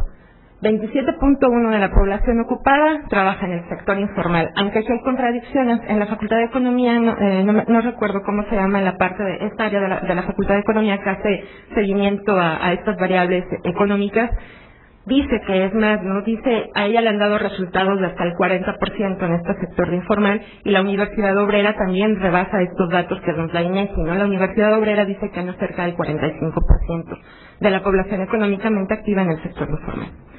Y bueno, esto, según el INEGI, ha representado un aumento del 0.3% respecto del año anterior. 3 millones de personas están buscando trabajo complementario porque su salario no es suficiente. 451,000 más que el año pasado lo están haciendo ahora, ¿no? El empleo se ha reducido en los sectores industriales y agrícolas en casi 2 puntos porcentuales respecto del último trimestre del año anterior, según el INEGI. Pero los únicos sectores que siguen manteniendo aumentos pues son la industria, todo lo que tiene que ver con servicios, ¿no? Industria extractiva, electricidad, servicios sociales, restaurantes y alojamiento, ¿no? Que eso también es consecuencia, obviamente, de esta parte de la modernización, porque dice, bueno, un país también podrá ser calificado como desarrollado en la medida en que sus trabajadores se destinen más a la cuestión de servicios que a otras áreas de la producción. ¿Qué más? Bueno, los empleos que se han creado en la industria extractiva son sobre todo eventuales, ¿no? Dependen de los contratistas. Y bueno, los trabajadores no tienen ningún tipo de prestación, tienen jornadas mayores de las 8 horas de trabajo, muchas veces no tienen seguridad social. Las cifras en el IMSS de trabajadores en empleos permanentes se han mantenido prácticamente sin cambios, pero si vemos la contraste, bueno, ha elevado el número de eventuales a 300,000 empleos. 76.9% del total de los desocupados, 1.2 millones, pues no recibieron liquidación en este último trimestre del año, ¿no? Son los datos que según da el INEGI, ¿no? Yo creo que son un poco más. Otro de los derechos que quise tocar es el salario, comparándolo con la precariedad, ¿no? Porque también esto es muy fuerte, esto es muy grave, ¿no? Les decía hace un momento el aumento irracional de los salarios, ¿no? En diciembre de 2006 se fijó para este año el 1.90% de incremento a nuestro salario mínimo. Y bueno, más del 60% de las personas que trabajan en el país ganan un salario menor a 150 pesos diarios. 4 de cada 10 tienen un salario menor a los 50 pesos diarios. Casi 10% de la población ocupada no recibe ingresos y una tercera parte recibe menos de un salario mínimo. En promedio, el aumento al salario contractual se ha fijado en 4%, porque por supuesto el aumento al salario mínimo impacta los salarios que se van fijando a través de la negociación de los contratos colectivos cuando toca la revisión. Este año es año de revisión y más o menos ha sido el porcentaje, salvo Telmex, que me parece cerró con un 8%. Pero de ahí en fuera todos se han mantenido en 4%, o el caso de los de aviación, que por la cuestión, el conflicto que hay con la empresa, bueno, ellos decidieron no tener un aumento y cerraron con 0%. Bueno, también esto impacta, el salario se ve impactado pues con los aumentos que ha habido a la canasta básica, ¿no? De los 42 productos que constituyen esta canasta, bueno, han subido el 34.17% para quedar en una cantidad de 1,098.14 pesos entre diciembre del año pasado y la primera quincena de septiembre del 2007. Es un aumento 16 veces superior a la inflación general registrada por el Banco de México en el mismo periodo, la cual fue del 2.6%. Otro de los derechos se refiere a las condiciones satisfactorias de trabajo, que aquí lo compararía yo con la precariedad laboral, ¿no? También como resultado de todo este proceso, todo este discurso de desarrollo, de urgente crecimiento económico, ha sido la flexibilidad, les decía, la flexibilidad laboral, ¿no? Han tratado de hacerla a través de la reforma laboral, no ha pasado porque ha habido mucha oposición en los términos en que se quiere hacer, pero bueno, sí tenemos una flexibilidad laboral en los hechos, lo que se llamaría la nueva cultura laboral que por ahí estuvo pregonando en su momento, perdón, ya me dio un tiempo, ya voy a terminar, el anterior secretario del Trabajo. Bueno, el promedio de salario base de cotizaciones de 210.9 pesos en el seguro. Y bueno, ha habido una retirada del Estado en materia de seguridad social, reducción de costos laborales para atraer inversión extranjera. Hubo reformas estructurales a los dos principales sistemas de seguridad social en México. Y bueno, también se ha visto una deficiente inspección de trabajo en México, en lo que hace a la Secretaría del Trabajo. Ahora, ya les decía, un caso que nos pueda mostrar los impactos que ha tenido todo este modelo. Me voy a robar 5 minutos más, voy a ser muy breve. Lo aterrizo en la maquila electrónica. Los datos los podrán ir leyendo, yo más o menos los voy a ir platicando. Apenas hace 15 días el Cereal Guadalajara presentó su informe donde documentan fue un trabajo de un año. Se hicieron entrevistas a 700 trabajadores de diversas empresas de la electrónica y en este informe se retoman solamente 70 casos. La maquila electrónica, obviamente, como nosotros sabemos, fue así como la estrellita que se puso el gobierno cuando implementa el TLC, ¿no? Decía que la maquila iba a ser la generadora de empleos y que de empleos con buenos salarios y con buenas condiciones de trabajo, pero bueno, la realidad nos demuestra otra cosa. En la maquila electrónica es donde hay más transnacionales. Ahí en la pantalla ustedes podrán ver HP, Nokia, Motorola, entre otras, ¿no? Tiene 400,000 trabajadores aproximadamente y ha generado un 20% de las exportaciones del país, tan solo en 2006. Y bueno, representa el 94% de las exportaciones de México, ¿no? Que tiene como destino final Estados Unidos. Y bueno, tristemente nosotros no tenemos una industria propia, electrónica, porque nosotros lo que hacemos es armar. Los trabajadores lo único que hacen es armar las piezas. Si ustedes desarman un celular van a ver que sus piezas vienen de la India, de Taiwán, de China, de todos lados, pero la construcción final se hace aquí en México, se manda a Estados Unidos y después nosotros la compramos, ¿no? Tiene grandes problemas y por supuesto es una empresa con grandes problemas, un sector con grandes problemas, sobre todo por el outsourcing, que es una de las principales cuestiones. Bueno, porque esto implica una simulación laboral, ¿no? ¿Para qué? Bueno, pues para que las empresas no tengan una relación laboral directa, evadan sus responsabilidades al momento de renuncia al despido, bueno, pues no cumplan con esta parte. Discriminación, claro que la hay. Discriminación empezando porque este sector está compuesto en su mayoría por mujeres. No son contratadas si están embarazadas. La contratación cuando se hace es a través de preguntas como cada cuándo tienes relaciones sexuales, cada cuándo es tu periodo menstrual, eres soltera, eres viuda, eres qué, cuántos hijos, todo eso. Si cumples, si estás embarazada obviamente no entras, ¿no? Pero lo demás es para tener un control más o menos y llegado un momento pues poderte despedir. ¿Qué otro tipo de discriminación? Bueno, pues si eres estudiante de Derecho, si tienes tatuajes, si eres pariente de un abogado, si eres pariente de un sindicalista, por supuesto tú no serás contratado en la máquina electrónica. Inestabilidad en el empleo, por supuesto la hay. Hay contratos que van de 15 días a 6 meses, al mes pueden estar renovando. Esto es general en todo el sector de la maquila. Altas exigencias de producción y condiciones inseguras de trabajo, incluso se han importado nuevas formas de producción en donde ahora, sobre todo en la maquila de Reynosa, les dicen es más productivo el trabajo a pie. Entonces las trabajadoras hoy trabajan 12 horas de pie, no tienen acceso a agua dentro del lugar porque el ir al baño implica reducción en la producción, entonces no les permiten eso. Obviamente trae sus consecuencias porque tienen infecciones en riñones, porque bueno, se enferman las trabajadoras. Pero hay sectores donde no hay seguridad social. Si se enferman y faltan, les descuentan el día y a la tercera falta son despedidas por abandono de trabajo. Pero pues si es una enfermedad, ¿dónde está el abandono de trabajo? Bueno, obviamente manejan cantidad de sustancias nocivas que no conocen, no tienen información de qué produce sobre su cuerpo. Y bueno, se traducen dolores de cabeza, náuseas, infecciones respiratorias, cáncer en algunas ocasiones. Y no saben no saben pues qué es lo que están usando y cómo repercute. Y bueno, tocando ahí ya otros derechos, afecta también la cuestión de afiliación sindical o de la libertad sindical, porque el 90% tiene sindicato, sí, pero ese 90% desconoce a qué sindicato pertenece, ¿no? Lo cual nos está diciendo que son sindicatos de protección patronal. Y bueno, ante esto, nosotros en el serial, y con esto cierro, si nos cuestionamos de qué es lo que se tiene que hacer. Nosotros creemos que es urgente repensar el modelo de desarrollo actual. Tiene que partir desde una realidad social y económica, no desde las recomendaciones que nos hacen estos grandes organismos como Banco Mundial, Fondo Monetario o la OCDE. Es urgente que se recupere el valor social y humano del trabajo para que deje de ser visto como una parte de producción y de la ganancia.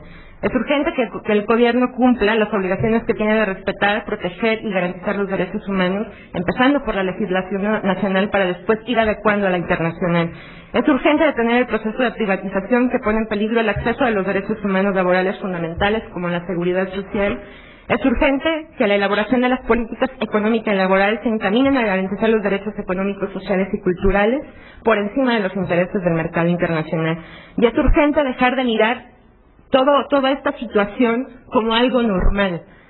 Eso no es normal, es una normalidad trabajar en condiciones precarias de trabajo, en condiciones de inseguridad. Es anormal tener estos niveles de vida. Lo normal sería poder trabajar con 8 horas de trabajo, tener salarios dignos. Pero bueno, esto es. Y cierro con esta reflexión que hacía en algún momento José Martí, que contrasta totalmente con la primera que vimos de Naciones Unidas. Aquí José Martí lo que dice es: no nos preocupemos por cómo gobiernan en Francia, en Alemania, no preocupémonos por nosotros, qué está pasando en esta América, ¿no? Y bueno, él dice, ¿no?, que la construcción de un gobierno nace del país y el espíritu del gobierno se debe de hacer desde este país. Con esto cierro, muchas gracias.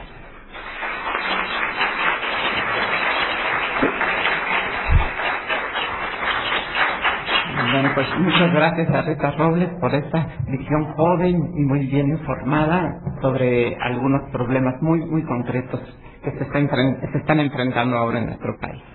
Bueno, tenemos un tiempo, nos faltó uno de los ponentes, desafortunadamente, pero bueno, afortunadamente nos da tiempo de algunas preguntas y respuestas. No sé si alguien quiere hacer alguna pregunta a los ponentes.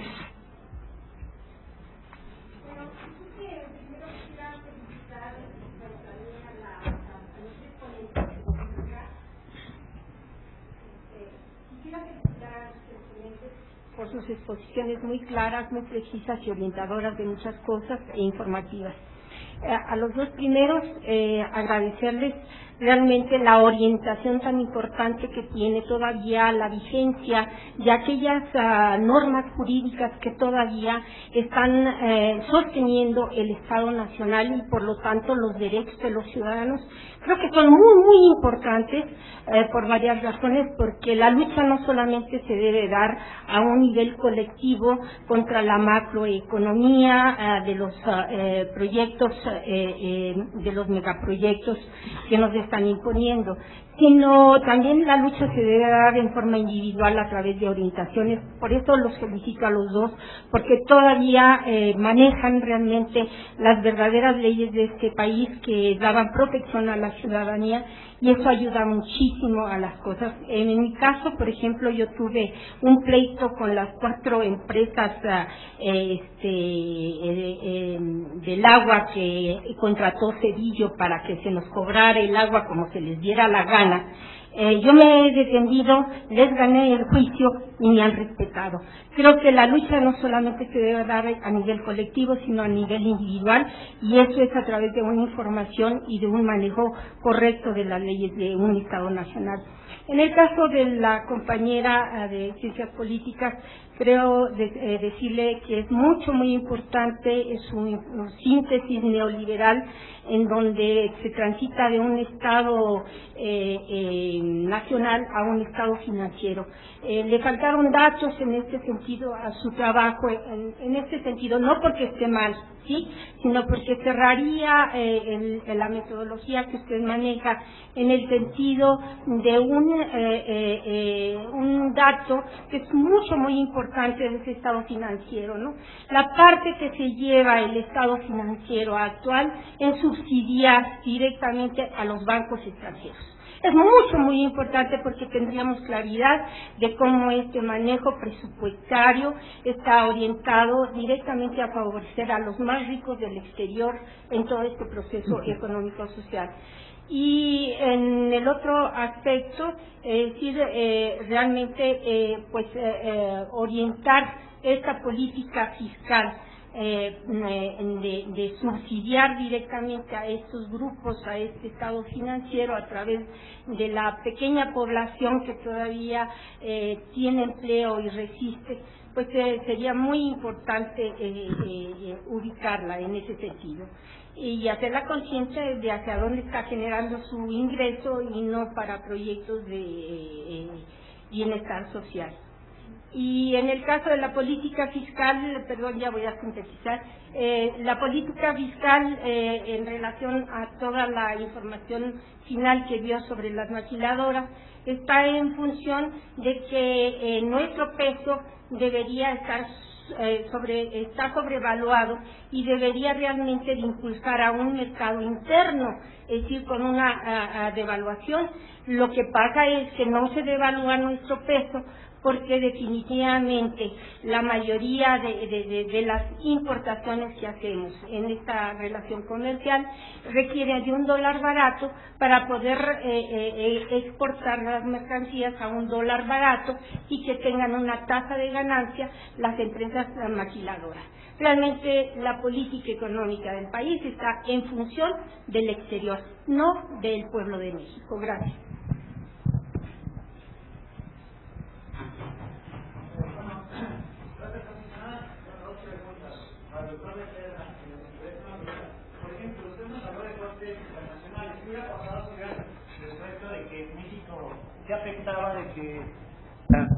Que se afectaba la posibilidad de que pues pusieran cimientos sobre el río.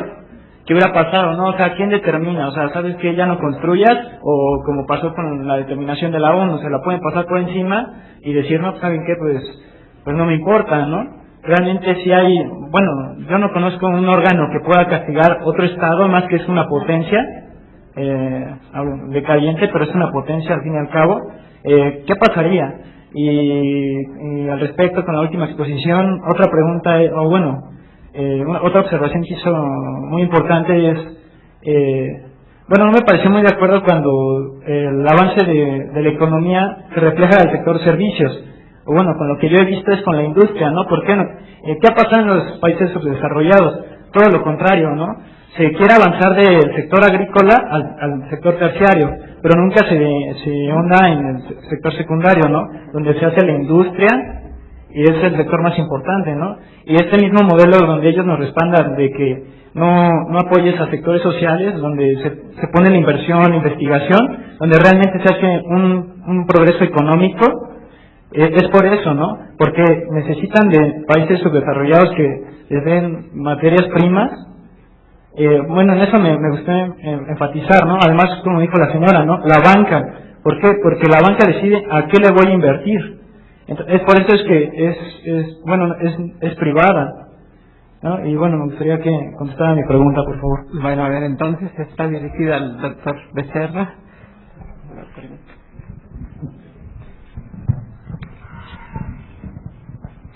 Siempre es la misma pregunta. Lo que pasa es que creo que nos inmoviliza así tanto como Estado y como población, siempre nos inmoviliza una argumentación así. Estamos litigando contra la gran potencia y estamos viendo que está invadiendo a Irak y esa guerra es ilegal. Y ya con eso podríamos terminar, no se aplica la normatividad, pero yo lo veo de otra manera. Y precisamente yo creo que es el eje y por eso estamos en el Instituto de Investigaciones Jurídicas, es el eje de la discusión. Es decir, hay una red de derechos, como decía la doctora Cursey, ni siquiera conocemos en algunos casos y no la manejamos, la hacemos valer. Compañero, le recomiendo un libro de la década de los 70, creo, de Eduardo Novoa Monreal, que hablaba de el derecho como obstáculo al cambio social. Me parece que eso hay que tomarlo en el sentido contrario, es decir, como el derecho, como un elemento de defensa y como un elemento de transformación de la sociedad, como lo mencionaba la señora. Hay que ver nuestros derechos y ver cuáles son los mecanismos para hacerlos valer. Si no existen, entonces hay que crearlos. Y ese es el caso de estas situaciones, de estos conflictos. Yo creo que lo que estoy planteando, en principio, podría ser un recurso a nivel internacional. En la política exterior muchas veces no se ejercita. ¿Por qué? Porque hay una relación muy amigable en otro momento de socio con los Estados Unidos. Pero yo creo que hay que empujar a nuestras autoridades para que se ejercite, y eso lo ha hecho en otro momento. Le doy el caso del recurso de México ante primero la Corte Interamericana de Derechos Humanos en el caso de la violación al artículo 36 de la Convención de Viena sobre relaciones consulares, en el cual no se le daba derecho a los mexicanos de acudir a sus consulados. Es en principio la Corte Interamericana, después en la Corte Internacional de Justicia, y hay resultados concretos. De los 50 mexicanos que están pendientes de la pena máxima, pena de muerte, muchos se han salvado. Yo creo que en este caso, bueno, ¿qué pasaría si la Corte Internacional de Justicia dicta que los Estados Unidos no tiene razón? Yo creo que lo tiene que cumplir con todo y que sea una gran potencia. Y estoy convencido, y eso se puede hacer valer ante los mismos tribunales estadounidenses. Es decir, como alguien lo mencionaba aquí, hay diferentes recursos. Los recursos, ok, adelante, los que tengan vocación de salir a las calles, protestar, pero también están los recursos legales que a veces se olvidan y no se accionan, ni siquiera se analizan. Esto es a lo que yo voy. Hay una serie de disposiciones legales de análisis que está en el caso de Mexicali. Es decir, ¿qué hacemos? ¿Por qué no hay un abogado, como me entiendo para allá porque hay un abogado ilustre de Mexicali que les puede decir, estos son los recursos que existen, que no te digan que no hay más, hay otros más. En términos generales, yo creo que hay que impulsar un conocimiento de nuestra normatividad y de utilización de los mecanismos, porque de esa manera también se está creando una cultura jurídica. Decir que los Estados Unidos son muy poderosos y que no se puede hacer nada es inmovilizar, creo. Se me olvidó mencionar dos trabajos que hay al respecto. Aquí estaba la investigadora Marisol Ángeles, que tiene un artículo excelente en el Anuario Mexicano de Derecho Internacional en el volumen 6 que trata este tema, y hay otro en el Anuario Mexicano de Derecho Internacional volumen 7 de la profesora Nora Ramírez, recién fallecida, también excelente, que trata este tema del agua. Se lo recomiendo simplemente como nota. Gracias. Ya una última pregunta, ¿sí?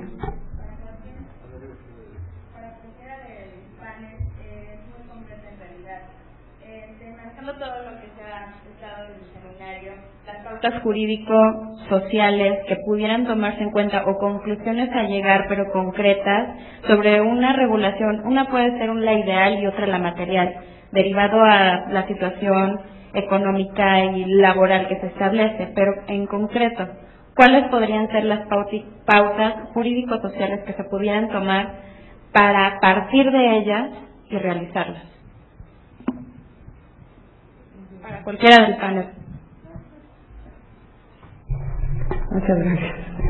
Bueno, para esto tenemos que considerar que se están afectando derechos humanos, y lo que yo haría sería recurrir a las instancias internacionales como la Comisión Interamericana de Derechos Humanos, fundamentalmente. ¿Por qué a la Interamericana y no a la propia Comisión Nacional de Derechos Humanos? Porque yo creo que la Comisión de Derechos Humanos, finalmente a nivel nacional, tiene una presencia importante. Sus resoluciones, afortunadamente, ya son consideradas con mayor seriedad, La muestra y la prueba son las que se han hecho en los últimos días a la Secretaría de la Defensa Nacional y que han sido aceptadas, en las que el presidente parece que toma con más seriedad ahora que lo que tomaron hace unos años. Prácticamente el señor Fox como no tomó muy en serio lo que hacía la comisión, pero de cualquier manera recurrir tal vez a las instancias interamericanas pues de la Comisión Nacional sería darle una mayor presencia en el ámbito internacional, porque no se nos olvide que en estos casos hay también los intereses transnacionales. Hay todo un programa, un plan Puebla-Panamá, que es lo que nos está moviendo con los intereses, no sabemos muy bien, no es cuestión de traer una bola mágica para adivinar qué es lo que pasa. Estados Unidos ha tenido durante muchísimos años, siglos ya, la mirada puesta en el estrecho de Tehuantepec, porque han querido siempre abrirnos ahí el canal. Toman ahora Panamá, pero finalmente siempre han querido hacerlo. Esto les ahorraría muchos problemas de carácter internacional, mercantil, obviamente el comercio marítimo y demás, pero nosotros tenemos que establecer medios de defensa. Y como se empiezan a mover los intereses a nivel internacional, empresas que son además las que están moviendo esto, bueno, pues es como lo de la torre esta del Bicentenario famoso. Vamos, la van a hacer en un lugar, empieza todo el mundo a molestarse, empiezan las protestas y todo esto. ¿Por qué? Pues porque resulta que al final de cuentas son intereses de empresarios que quieren hacer una torre, y que luego unos que simpatizan con la idea porque van a tener un interés económico, aun cuando pertenezcan a otro partido político, entonces no hacen ningún tipo de protesta, pero los otros, aunque sí sean del mismo partido, los afecta económicamente y entonces hacen la protesta. Bueno, lo mismo lo podríamos llevar al escenario internacional. Esta sería la forma que yo podría en algún momento sugerir. Bueno, en relación con esto, hay una cuestión que me parece un silogismo muy simple, si lo vemos desde esta perspectiva. Recuerde usted que el artículo 133 de nuestra Constitución considera los tratados como ley suprema de la Unión. Entonces hay una ley de 1992 sobre derecho de los tratados, que habla precisamente de la aplicación de las resoluciones de solución de controversia en donde México sea parte. Esto nos lleva a una situación que es importante tomar en cuenta. Todos esos tratados internacionales, y hablamos, por ejemplo, también de los derechos del trabajo, de acuerdo con el artículo 133, son ley suprema de toda la Unión. Hay que hacer un análisis de esos tratados internacionales y ver que muchas de sus normatividad son normas que se aplican directamente ante los tribunales. Eso también se nos olvida muchas veces, no la hacemos valer ante los tribunales. No invocamos tratados internacionales. Aquí hubo un juez que le hicieron esa misma pregunta y dijo al público, y eso un tanto escandalizó a algunos otros, dijo que no era culpa de la Corte, porque los abogados no los invocan los tratados internacionales. O sea, si tomamos las palabras del ministro, entonces hay que invocar los tratados internacionales. Recuerden ustedes que la decisión de la Corte de 1999 en relación con la jerarquía de los tratados era para resolver precisamente una contradicción entre un tratado internacional, que es el convenio 169, sobre libertad sindical, y la ley federal del 87, el convenio 87 de la Organización Internacional del Trabajo, con una disposición de la ley del Tribunal al Servicio del Estado, que establecía la mayoría sindical. Exactamente, que los sindicatos mayoritarios son los que tenían el contrato colectivo de trabajo. Y la Corte dijo, ojo, eso va en contra del Tratado Internacional, va en contra de la libertad de sindicalización. ¿Por qué no se les ocurre invocar más tratados internacionales? Ahí está la vía. Eso es lo que yo vería desde mi, muchas veces, corta perspectiva que tenemos los abogados, como mi vista también es corta. Gracias. Sí, a ver, hacia otra última intervención. Sí. Ahora se escucha. No, nosotros compartimos este punto de vista que están colocando el doctor Becerra y la doctora Patricia Kusain, pero también hay muchas personas en este espacio que están utilizando los tratados internacionales y que se dan cuenta que los tratados internacionales efectivamente no sirven para nada o sirven de muy poco. Efectivamente podríamos decir que se debe a que hoy no hay una cultura jurídica en este país que se haya sensibilizado a la utilización de estos instrumentos internacionales. Sin embargo, ayer se colocaba un tema en esta mesa que es un tema importante, y ese de la racionalidad jurídica. O sea, no puede ser una casualidad que hoy tratados internacionales en materia de comercio se aplican inmediata e instantáneamente y están operando incluso por encima de las leyes nacionales, y sin embargo tratados de derechos fundamentales como puede ser el Pacto Internacional de Derechos Económicos y Culturales, el 169 de la OIT y todos los tratados de la OIT se intentan utilizar en juzgados, directamente se invocan y sin embargo no tienen aplicación alguna. La pregunta que colocaba ayer Enrique Lex sobre este seminario es si no efectivamente los abogados y la racionalidad jurídica está también muy enfocada en la línea del libre mercado y no enfocada en la línea de la dignidad de las personas. Era simplemente una preocupación que está en este seminario, ¿no? Y relacionado con el tema. No, perdón, solamente señalar que el doctor Andrés Barrera se disculpó, desgraciadamente hubo un accidente terrible ayer en la noche, un abogado comprometido justamente con el tema de los megaproyectos, sufrió un accidente mortal en la carretera, muy amigo de Andrés Barrera, y por lo tanto, pues evidentemente no pudo estar con nosotros, ¿no? Solo eso. Bueno, pues con estos comentarios ya damos por terminada esta mesa. Y los invito a ustedes a regresar a este mismo foro a las 12:15 para dar inicio a la mesa Democracia, Medio Ambiente y Megaproyectos. Muchas gracias.